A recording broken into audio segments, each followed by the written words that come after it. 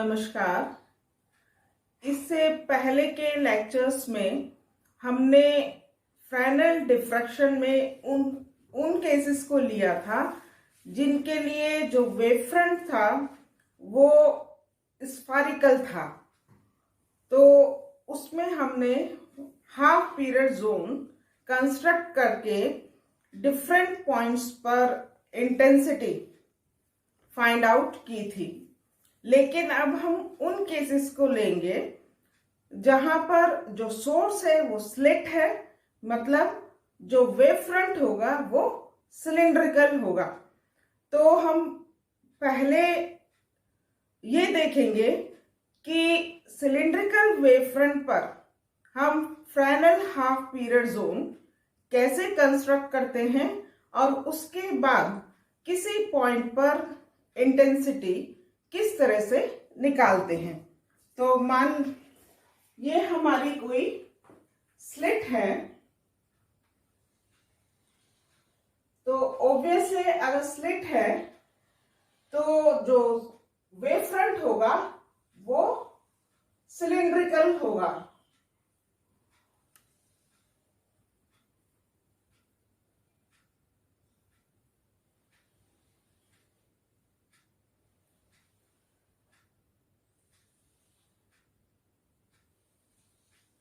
ये cylindrical wave front है और ये हमारी स्लिट है। कोई पॉइंट P है जिस पर हमें इंटेंसिटी फाइंड आउट करनी है। तो इस सिलिंड्रिकल यानी बेलनाकार तरंगाग्र के कारण, तो जिस तरह से हमने जो स्फेरिकल वेव फ्रंट था उसमें हाफ पीरियड जोन बनाने के लिए सबसे पहले उस पॉइंट से हम एक परपेंडिकुलर डालते हैं।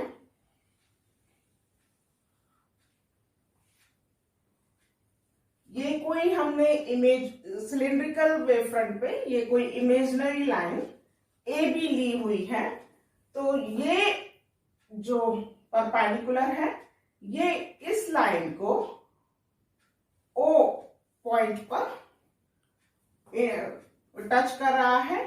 तो ये जो पॉइंट है ये इस वेव फ्रंट के लिए पोल की तरह से काम करेगा, मतलब ध्रुव होगा। अब हम इस वेव फ्रंट पर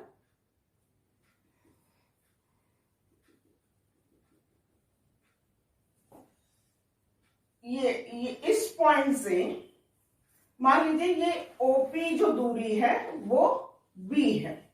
अब हम इस पॉइंट P से इस पर जो W1 W2 आर्क हमने दिखा रखी है इस पर आर्क बनाते हैं।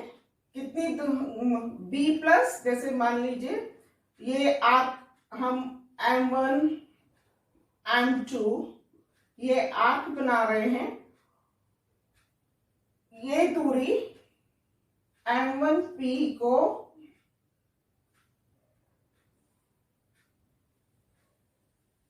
B प्लस, ये जो दूरी है B प्लस लैम्डा बाय 2 लेकर, मतलब आपको B प्लस लैम्डा बाय 2 का एक आर्क यहां पर बनाना है W1 W2 पर, जो कि इसे M1 पे कट कर रहा है। वैसे ही B plus 2 lambda by 2 distance लेकर यहां पर आर्क बनाना M2, और ऐसे ही इस पर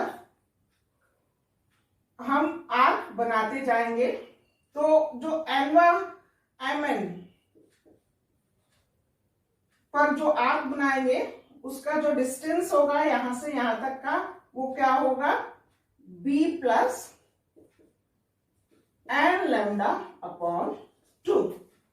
वैसे ही इस पर इस तरफ, अभी तक तो हमने इस तरफ लिया OW2 पे और OW1 पे, वैसे ही यहां पर M1 प्राइम आर्क बनाएंगे, चाप बनाएंगे, कितनी, वही दूरी b प्लस लैम्डा बाय 2 लेकर। वैसे ही यहां पर M2 प्राइम आर्क होगा b प्लस 2 लैम्डा बाय 2 दूरी लेकर। तो अब हमें क्या करना है कि ये जो आपने यहां पर निशान लगाए हैं M1, M2, M3 up to Mn, वैसे ही M1 prime, M2 prime, M3 prime, Mn prime तक, अब आपको इन पॉइंट से AB के पैरेलल आपको लाइन ड्रॉ करनी है। AB के पैरेलल इस तरह से लाइन ड्रॉ करनी है। ये जो स्ट्रिप्स हैं, ये जो O के दोनों तरफ हैं, O पॉइंट के दोनों तरफ, ये फ्रेनेल हाफ पीरियड जोन्स हैं जो कि सिलिंड्रिकल वेव फ्रंट पर आपने ड्रॉ किए हैं।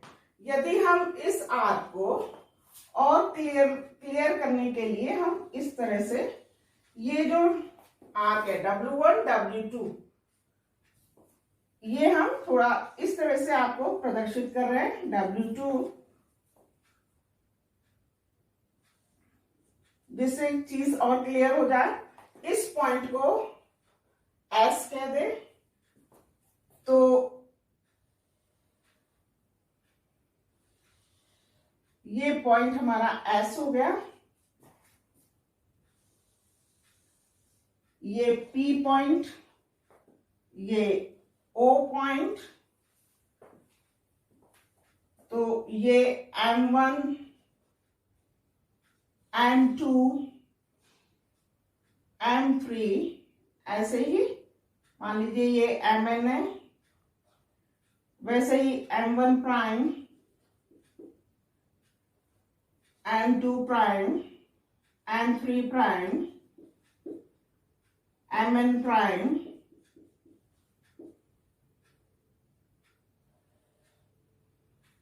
तो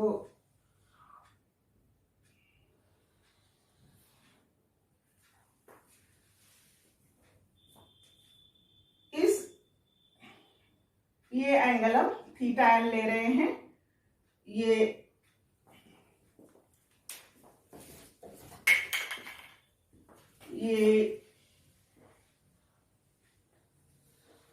एस एम एन और एस पी के बीच का जो एंगल है वो हम थीटा एन ले रहे हैं।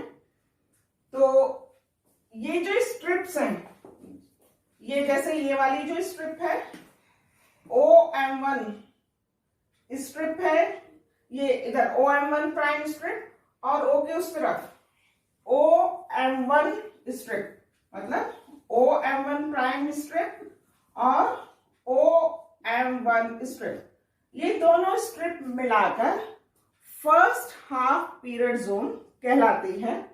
वैसे ही OM1, OM2 प्राइम स्ट्रिप और OM1 प्राइम स्ट्रिप के बीच का जो एरिया है, मतलब ये वाली जो स्ट्रिप है, और O के उस तरफ वाली स्ट्रिप, मतलब OM2 और OM1 के बीच की जो स्ट्रिप है, ये दोनों मिलाकर सेकेंड हाफ पीरियड जोन यानी कि द्वितीय अर्धावर्ती कटिबंध कहलाता है। वैसे ही OM3 और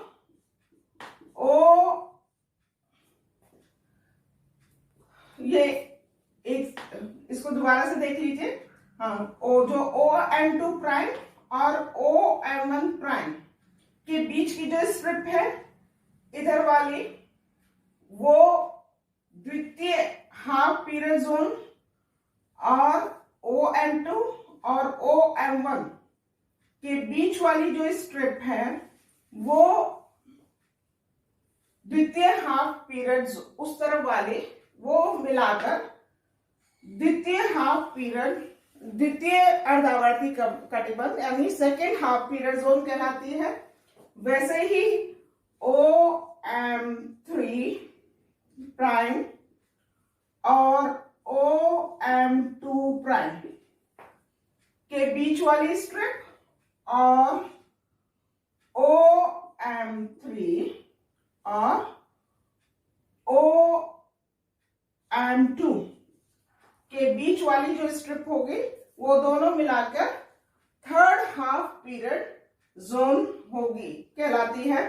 वैसे ही OMN प्राइम और OMN-1 प्राइम के बीच वाली स्ट्रिप और OMN और OMN-1 के बीच वाली जो स्ट्रिप होगी वो nth हाफ पीरियड जोन कहलाती है।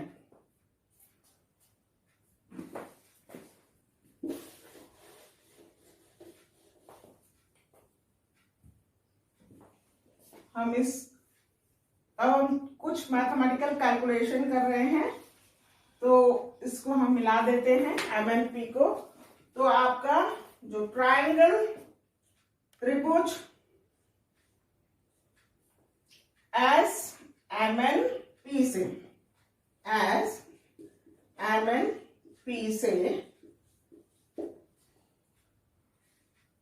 जो PMN square will be equal to SMN square plus SP square minus twice SMN SP cos theta n।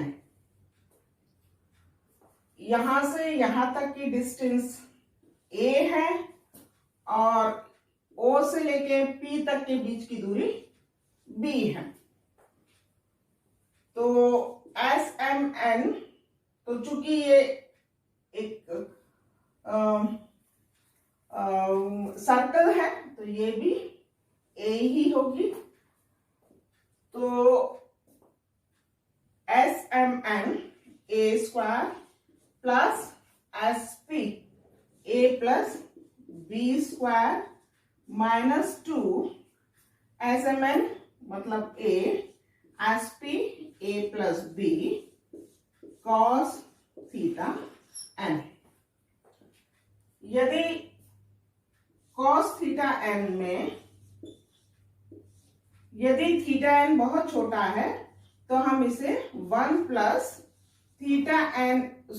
Minus theta n square upon 2 से रिप्लेस कर सकते हैं, क्योंकि ये पूरी एक सीरीज होगी। तो थीटा n काफी छोटा है तो हम केवल फर्स्ट 2 टर्म्स ही ले सकते हैं।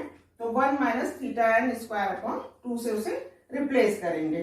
तो ये हो जाएगा A square plus A plus B whole square minus 2A A plus B 1 minus theta n square upon 2। तो ये A square plus B square plus 2AB minus 2A square minus 2AB plus theta n square upon 2 into 2A plus B।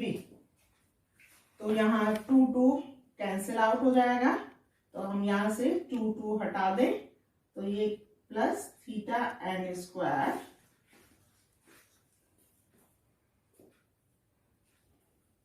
A plus B। तो यहां से ये A square और 2A square cancel out होगा और twice AB minus twice AB, तो ये हो जाएगा equals to B square plus theta N square A into A plus B. तो पी एम एन, चूंकि पी एम एन क्या है, ये B plus N lambda by 2। तो यहां हम लिख दे B plus N, B plus N lambda by 2 whole square. तो इसे यदि खोलेंगे तो B square plus N lambda upon 2 square plus N B lambda. तो बी स्क्वायर और बी स्क्वायर कैंसिल आउट हो जाएगा, और ये जो लैम्डा स्क्वायर वाला टर्म है, जैसे हमने पहले भी बात की थी, लैम्डा काफी छोटी वैल्यू है और स्क्वायर और होगा तो और छोटी हो जाएगी, तो हम इसे लीव ऑफ कर सकते हैं। तो ये आपका हो जाएगा N B lambda equals to theta N square A into A plus B.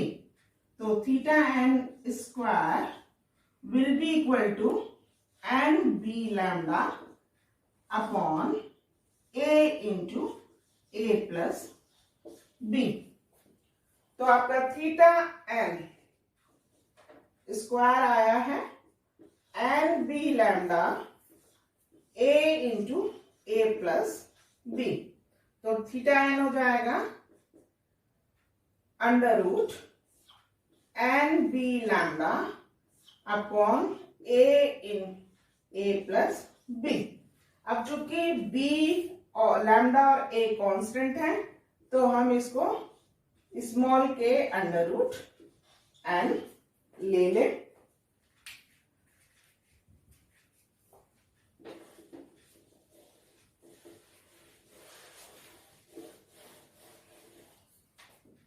तो आपका थीटा एन निकल कर आया है, theta N equals to K under root N,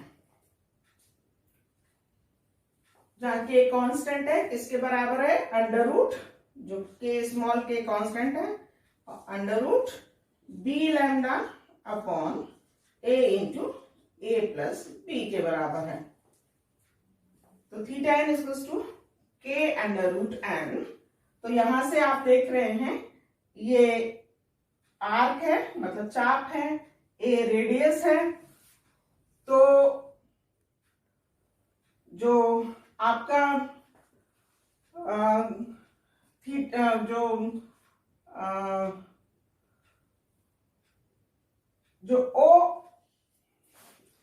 O M N क्या हो जाएगा, O M N equals to radius into angle, मतलब त्रिज्या इंटू कोण। तो ये हो जाएगा ए थीटा एन। तो ये आपका हो जाएगा ए के अंडर रूट एन, जिसे हम कैपिटल के अंडर रूट एन से, ये ए स्मॉल के को हम कैपिटल के से रिप्लेस कर रहे हैं। तो आपका O M N will be equal to K under root N. That means O M one is equals to K under root 1, O M two is equals to k under root 2, OM3 is equals to k under root 3, OM4 is equals to k under root 4। तो जो strips हैं, जैसे हमने बात की, half period zone strip के form में होंगे, और जो OM2 जो फर्स्ट हाफ पीरियड जोन है वो तो OM1 होगा, लेकिन सेकेंड हाफ पीरियड जोन क्या होगा, ये वाली स्ट्रिप होगी जो कि OM2 और OM1 के बीच में लाई कर रही है। तो दैट इज M1 M2। तो M1 या M2 M1 लिख दें। M2 M1 will be OM2 minus OM1 1,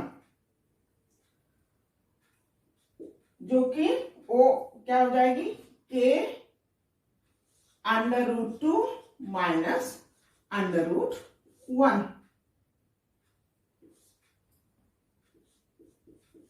M3 M2 मतलब third half period zone script क्या हो जाएगी, k √3 माइनस √2।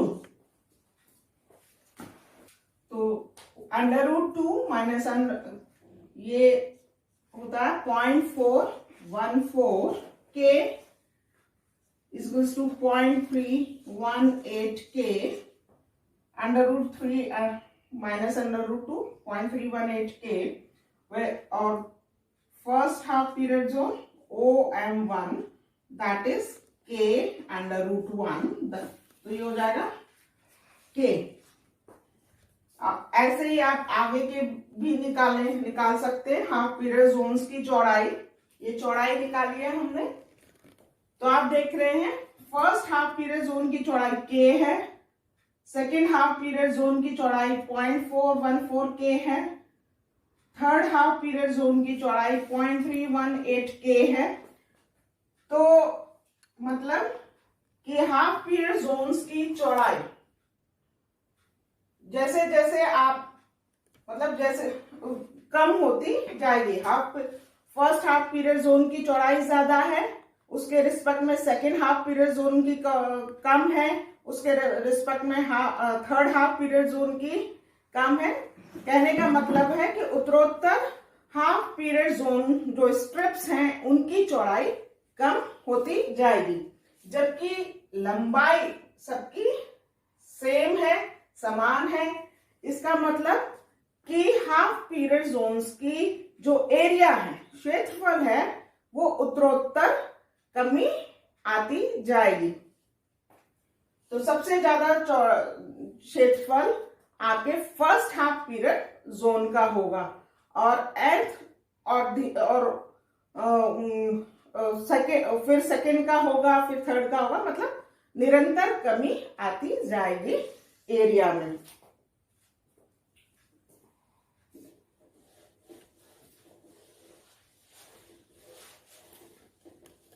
अभी तक हम सारे हाफ पीरियड जोन्स की तुलना कर रहे थे, उन्हें अब हम एक ही हाफ पीरियड जोन मतलब एक ही स्ट्रिप की क्या कंट्रीब्यूशन होगा P पर, उसको हम देखेंगे। तो जैसे कोई एक स्ट्रिप हमने ले ली है, मान लीजिए ये कोई एक स्ट्रिप है जिसका सेंटर हम C को कह रहे हैं, C से डिनोट कर रहे हैं।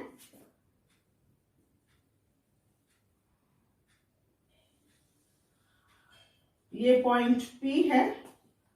हम इसे स्ट्रिप्स में डिवाइड करेंगे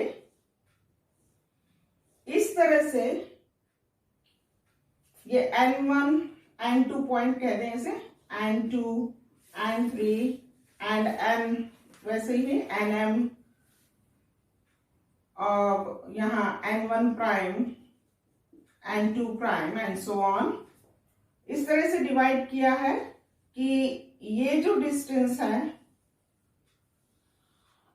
ये तो आपकी B है, तो ये B प्लस λ/2, ये B प्लस 2 λ/2 और ऐसे ही B प्लस n λ/2। इस तरह से हमने डिवाइड किया हुआ है इसे। तो आपका जो ये स्ट्रिप की चौड़ाई जो nवें अर्धावर्ती कटिबंध है उसकी स्ट्रिप की जो चौड़ाई है वो कैसे दी जाएगी, ये CM n minus CM n -1, ये आपकी nth जो अर्धावर्ती कटिबंध है, nth हाफ पीरियड जोन है, उसकी जो चौड़ाई है वो CMN-1 की होगी। तो CMN के क्या होगा, CMN विल बी CMN, हम यहां से निकाल सकते हैं CMN, ये दूरी है, तो CMN square will be equal to PNM square minus PC square. इसके स्क्वायर में से हम इसका स्क्वायर माइनस कर दें तो आपको इसका स्क्वायर मिल जाएगा। तो CMN क्या हो जाएगा, CMN equals to under root PNM square minus PC square. और PNM क्या है, B plus N lambda by 2, B plus N lambda by 2 square minus PC, this is B square. वैसे ही CMN-1 क्या हो जाएगा, हम इस CMN-1 हम यहां से n की जगह n-1 रख दे तो आपको CMN-1 मिल जाएगा। तो हम डायरेक्ट लिख देते हैं under root B plus n-1 lambda upon 2 square minus B square. तो ये CMN हो गया और ये CMN-1। तो हमें ये निकालना था, तो यहां हम रिप्लेस कर दें इसे तो आपको मिल जाएगा। तो CMN क्या है, under root B plus N lambda upon 2 square minus B square.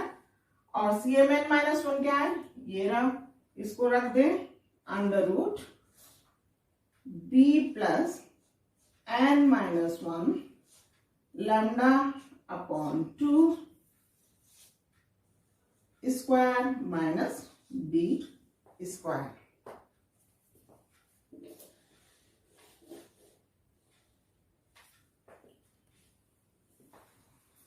तो ये आपका हो गया अंडर रूट, इसको थोड़ा सा इधर से लिख दे तो ज्यादा क्लियर हो जाएगा।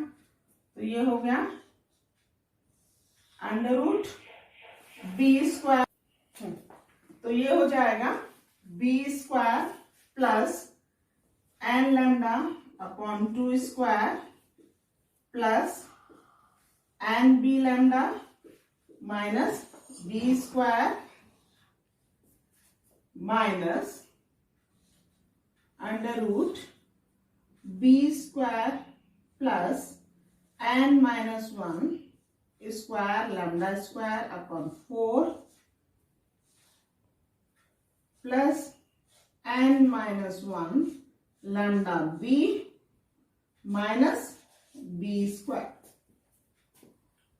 तो B स्क्वायर कैंसिल आउट हो जाएगा, यहाँ B स्क्वायर कैंसिल आउट हो जाएगा और लैम्डा ये वाला टर्म लैम्डा स्क्वायर वाला है तो काफी छोटा होगा इसके रिस्पेक्ट में, तो हम इसे लीव ऑफ कर सकते हैं। वैसे ही लैम्डा स्क्वायर वाला टर्म यहाँ पर लीव ऑफ किया जा सकता है। तो हम यहाँ पर हमें मिलेगा N B lambda minus under root n-1 B lambda. तो अंडर रूट बी लैम्डा हम कॉमन ले लें, under root n minus under root n-1 B lambda under root B lambda.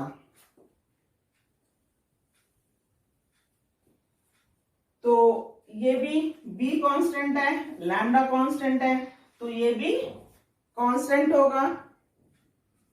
तो आप देख रहे हैं कि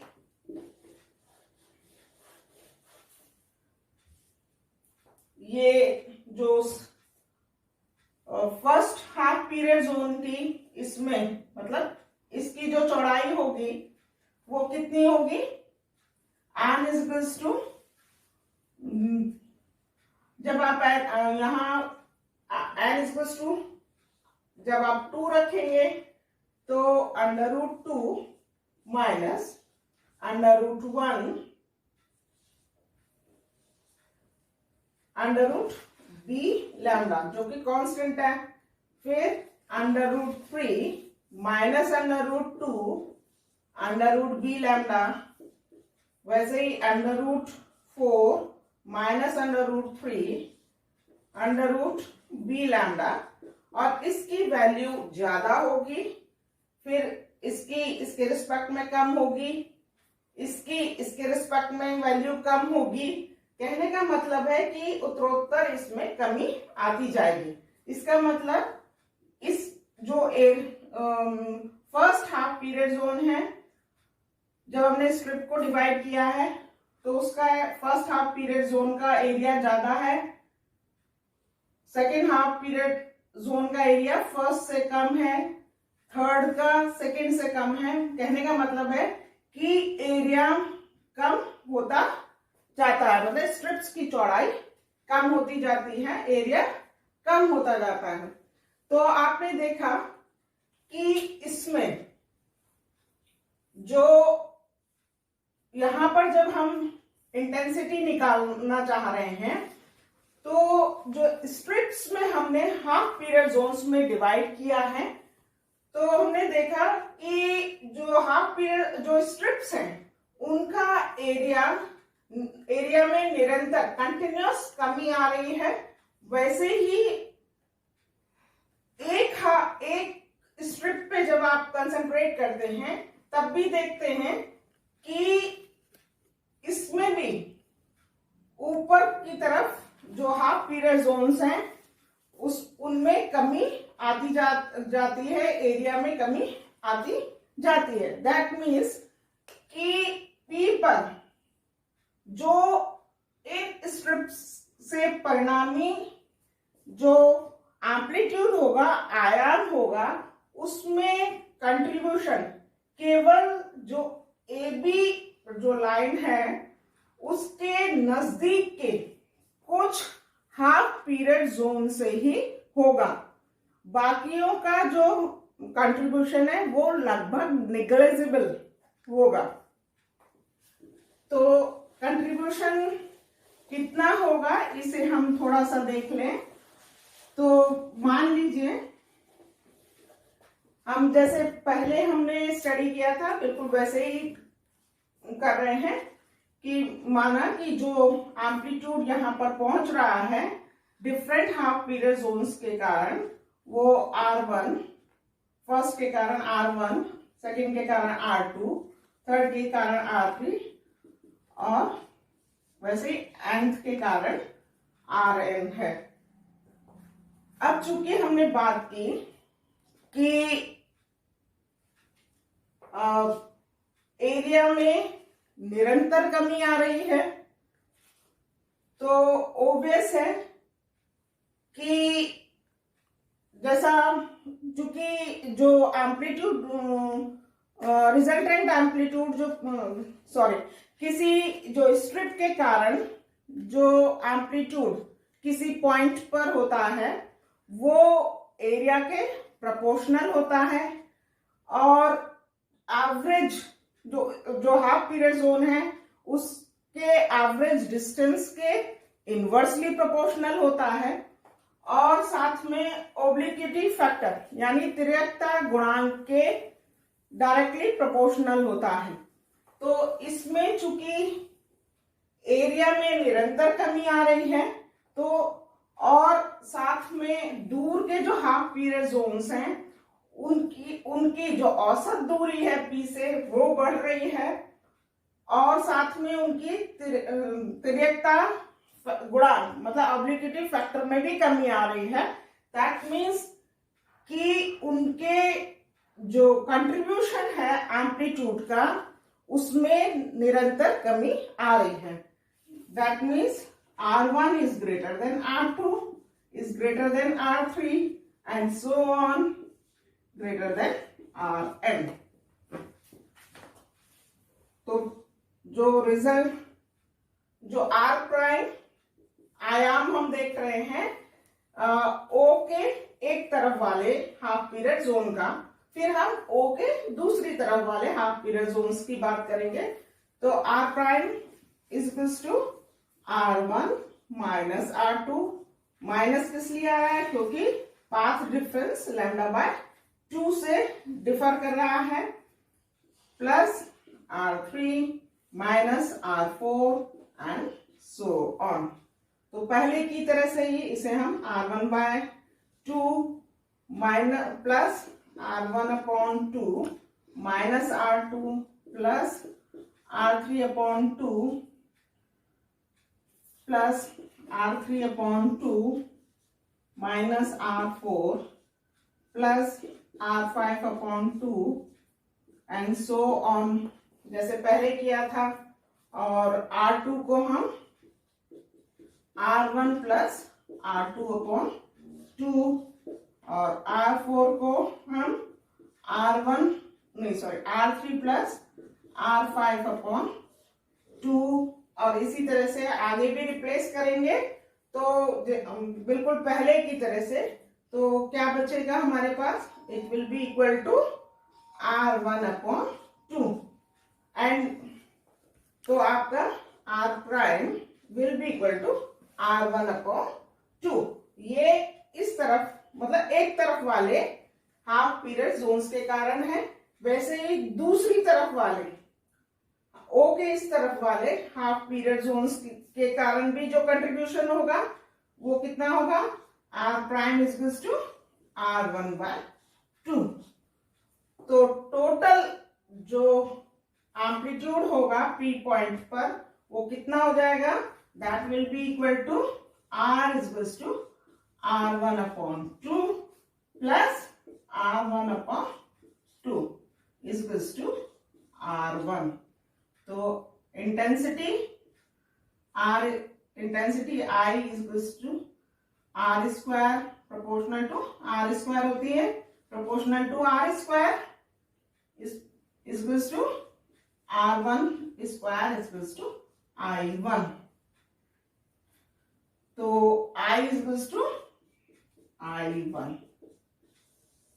या R is equal to R1।